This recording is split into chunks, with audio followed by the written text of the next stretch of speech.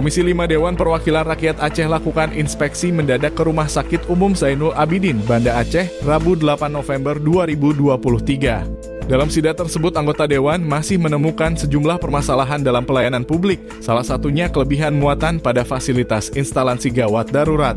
Ketua Komisi 5 DPR AM Reza Falevi Kirani menyebut pihaknya telah meminta direktur beserta jajaran untuk membuat skema baru guna mencegah overload pasien di ruang IGD. Sebab menurutnya jika tidak dibuat skema baru maka kasus menumpuknya pasien di IGD tidak akan pernah teratasi.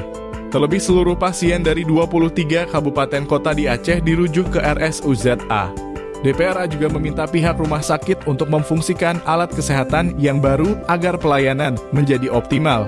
Falevi mengaku pada sidak kali ini pihak DPR Aceh melihat banyak kemajuan pada berbagai layanan di RSUZA. Hal itu dilihat saat rombongan Komisi 5 DPRA menyisir sejumlah ruangan seperti IGD, poli, radiologi, farmasi, onkologi, dan juga loket obat.